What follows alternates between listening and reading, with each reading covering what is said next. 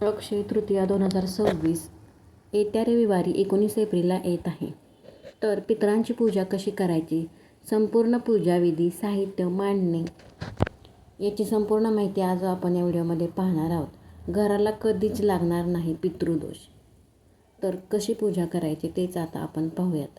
अक्षय तृतीये दिवशी पितरांची पूजा केली जाते. तर काय होते माहीत आहे का? घरातील अडचणी, पितृदोष आणि संकट दूर होतात.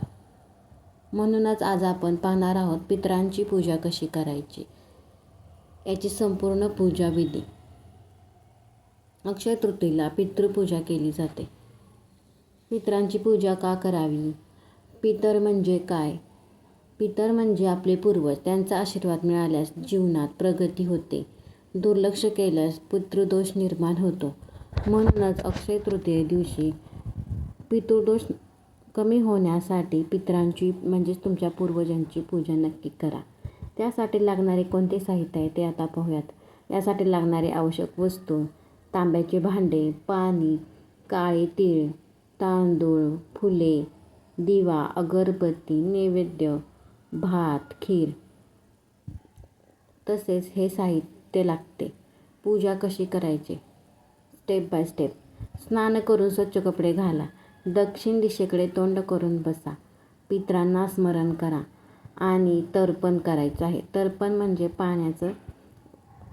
पाण्याचे तर्पण असते. त्यामध्ये एका तांब्यामध्ये पाणी आणि तीळ घेऊन ओम मंत्र म्हणायचा आहे. ओम पितृभ्यो स्वधा नमः हा मंत्र म्हणून पितृदेवाच्या नावाने तर्पण करायचं आहे. नैवेद्य अर्पण करा. आरती करायची आहे. तसेच आमच्या घरावर तुमची कृपा राहू द्या असं म्हणायचं आहे.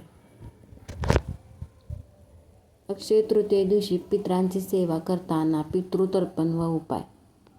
अक्षय तृतीया हा पितरांना संतुष्ट करण्यासाठी खूप शुभ दिवस मानला जातो. या दिवशी केलेली पितृसेवा अक्षय म्हणजेच कधीही न संपणारे पुण्य देते आणि घरात सुखशांती वाढते. पितरांची सेवा कशी करावी? पहिलं आहे तर्पण म्हणजे पाण्याचं अर्पण.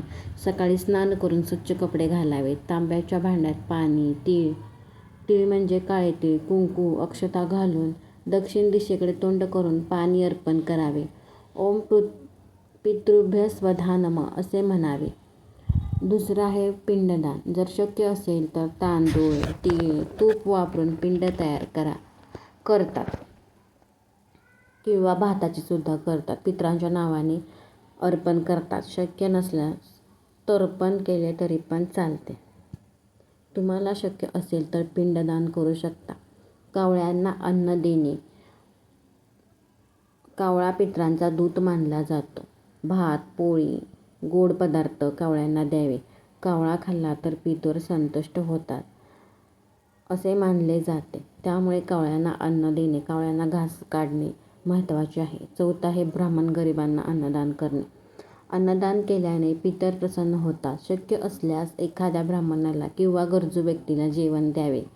गायीला अन्न द्यावे.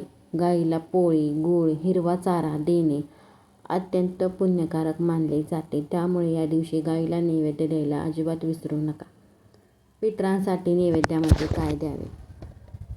पितरांसाठी नैवेद्यामध्ये साधा भात, तूप, खीर, तिळाचे लाडू, पोळी किंवा भाकरी, चपाती, पुरी, भाजी, साधे सात्विक अन्न द्यावे. कांदा, लसूण टाळावेत.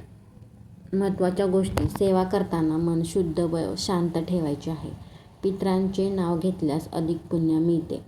कोणालाही दुखवू नये. हा दिवस दान व कृतज्ञतेचा आहे. पितर म्हणजे तुमचे पूर्वज. त्यांचा आदरातिथ्य करण्याचा हा दिवस असतो.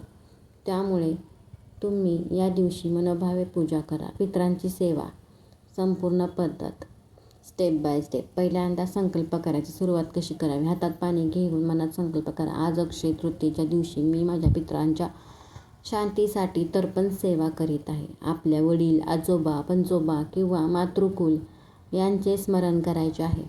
तर्पण करत असताना तांब्याचे भांडे, पाणी, काळे तीळ, कुशा, दर्भ असल्यास उत्तम मानले जाते. अक्षता, तांदूळ, फुले, कुशा, दर्भ हे महत्त्वाचे आहे. त्यामुळे भेटले तर अवश्य घ्या. कसे करायचे? दक्षिण दिशेला तोंड करून बसा. उजव्या हातात तिळयुक्त पाणी सोडा. प्रत्येक वेळी मंत्र म्हणा. पितृभ्य स्वधा नमः. 3, 11 किंवा 21 वेळा हा मंत्र म्हणायचा आहे. टिप: अंगठा आणि मधले बोट वापरून पाणी सोडणे योग्य मानले जाते, त्यामुळे अशीच सेवा करा.